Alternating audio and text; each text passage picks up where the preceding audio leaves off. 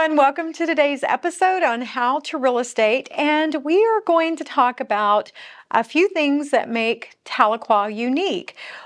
What happens in our market is we have Tahlequah High School, and then we have several rural areas, rural schools that are from basically kindergarten through 8th grade. And so we refer to those areas, those communities, and a lot of times this gets very confusing for people because they want to purchase in Tahlequah. So a lot of times we refer to those areas as if they were their own town.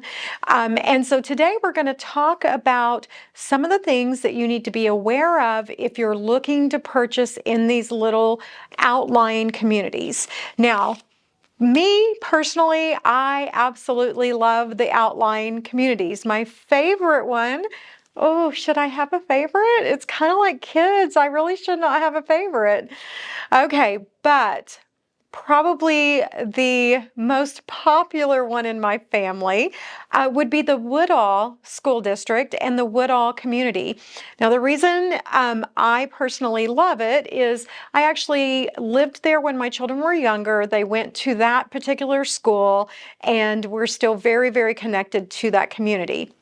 However, if you were thinking about buying a home in the Woodall area, there's some things that you need to be aware of. Woodall School District and the Woodall community is an excellent place to purchase. However, something that you need to be aware of is that Woodall actually has very, very few homes to purchase. And so when they do come up for sale, we typically have more people wanting to purchase in that school district, and therefore that drives the price up. So if you are not particularly needing to be on, that's basically the southwest part of Tahlequah, then maybe you want to not consider the Woodall area. Again, some of the things that make it so popular, the school district makes it very, very popular.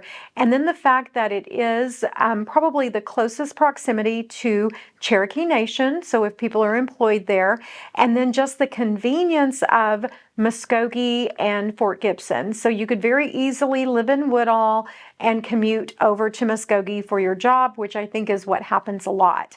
However, people do go through sticker shock if they've been looking in the market and they're not in a situation where they have to be in Woodall, but a home pops up. When they go and look, they are a little bit surprised that one, either the pricing is a little bit higher, or two, now they're in an active bidding war, or the home is gone before they even get a chance to take a look at it. So if you are not needing to be in Woodall, if it's not the school district or the commute that's drawing you, then maybe you want to look in the outlying area, the other outlying areas first. Okay, the second school district or community that I wanted to chat with you about today is Grandview. Grandview is also a very popular rural school through the 8th grade. People who take their children to these outlying schools are all in, and they absolutely love them. And Grandview, again, just a wonderful, wonderful area, and people refer to it more as a village that's raising the children, and I think that that's a beautiful way to look at it. However, if you are looking to purchase a home in the Grandview School District or the Grandview community, there are some things that you need to be aware of. We've recently had numerous homes come up for sale, and out-of-area realtors would send us an offer, and then I would then remind them that we need them to sign off on the ODOT disclosure. And the out-of-area realtors would say, what is an ODOT disclosure and what does it mean? So the thing in Grandview that's happening right now is the Highway 82 North is being relocated. So believe it or not, how the highway runs now is not where it's going to be at the end of probably a year or two. And it's a significant change. And the reason that's important is you may be purchasing a home where now the highway is adjacent to the property that you're purchasing. Maybe the highway is going to run adjacent to your backyard, and that's going to add noise. There's a lot of reasons why people would not want to be near that new highway. Now, I personally think that most highways, including this one, have very, very large setbacks, and therefore there's not really any concerns of safety. Will there be more noise? Yes, there will be. But at the end of the day, that's a decision that you need to make. But I've been quite shocked by the number of out-of-area realtors who were getting their home buyers into contract, not realizing that this was taking place. Now, I know what you're thinking is, well, it's the seller's job to disclose. Actually, unless the seller has received something from ODOT, which is the Oklahoma Department of Transportation, there's really nothing to disclose. On our Oklahoma disclosures, it says, have you been notified by any city or county or government regarding something that will affect your property? And in this scenario, they have not been contacted because their land is not going to be touched. No one is going to be buying their land. No one is going to be crossing their land. However, you will be able to see the new highway from maybe the backyard, from the porch, maybe from the front porch or from the front yard. And therefore, as a buyer, most buyers would want to know that. So be cautious if you're purchasing in the Grandview area if those are concerns to you. Now, I think, though, that you should get excited. Why is that? Because for Grandview, it's going to make it an amazing commute time going into Locust Grove or for getting on Highway 12. Getting on Highway 412. So it can also be a positive. I think the thing is just being aware of what you're getting into prior to putting money down and possibly losing that money if you're a day sleeper and you can't be near highway noise, something like that. The other exciting thing about Grandview is that there is some growth going north of Tahlequah. We have several housing additions that have been started north of Tahlequah in that Grandview school district or in that Grandview area that's doing quite well.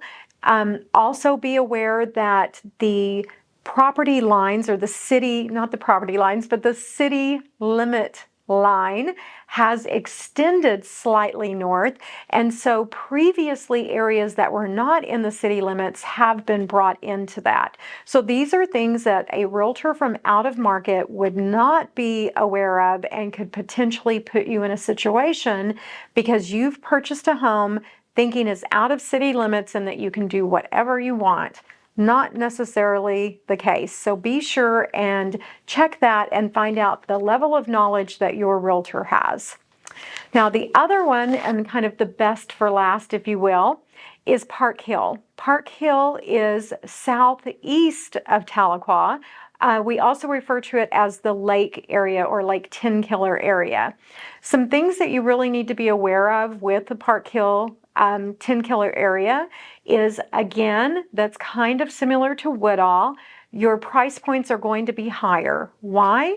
Because you can be on the lake in less than 3 to 5 minutes, depending on where you're at.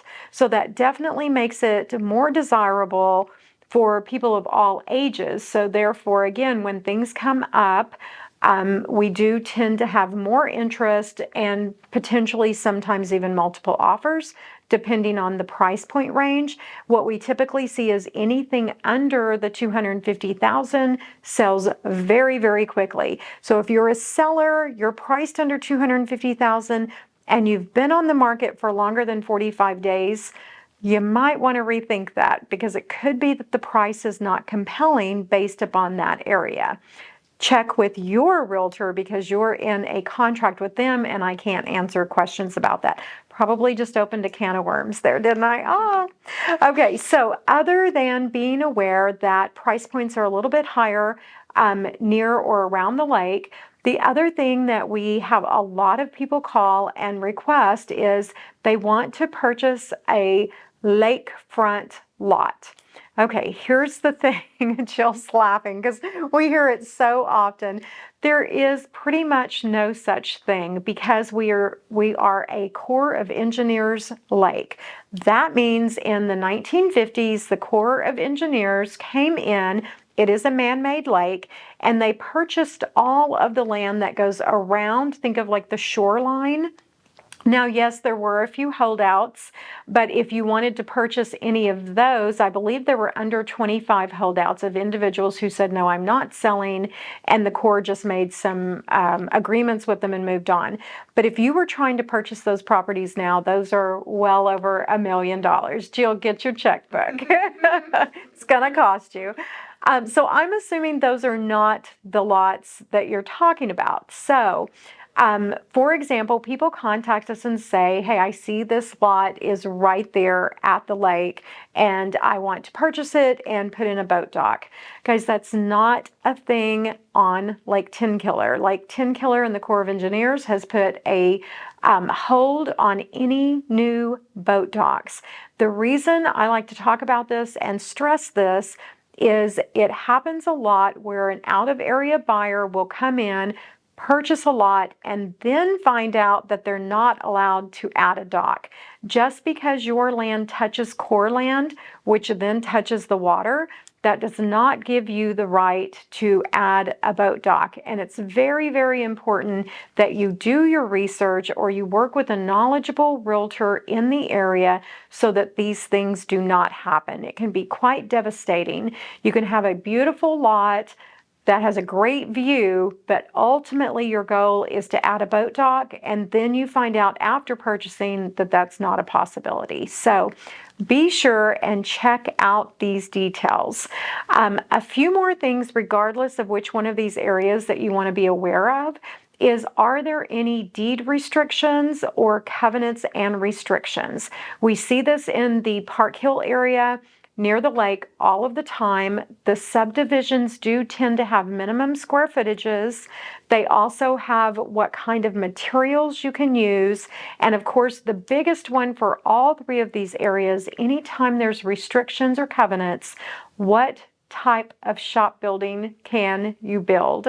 And the reason that is one of the number one questions that you should be asking, if you purchase a lovely brick home and you want to put in a shop, more than likely the restrictions or covenants will require you to also put in a brick shop building with shingles. Guys, that's pretty much cost prohibitive in almost all situations. So be sure and check out the details. Honestly and truly, your best bet is to hire a local, knowledgeable realtor.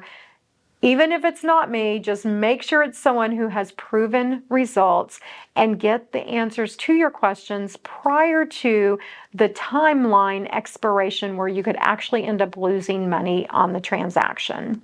So I hope that that helps everyone. That's a lot to take in, Jill. Do you have it clear? Yeah. Okay, she's got it clear. So hopefully I made it as clear as mud for the rest of you guys. As always, just reach out if you have questions. We're here to help. Happy to help. Also, please like, follow, and share. And if there's a topic that you would like for me to dive deep into, reach out and we will consider it. And as always, if you would like to be a guest on the podcast or know someone that you would like to see on the podcast, let us know that also. Thanks for watching.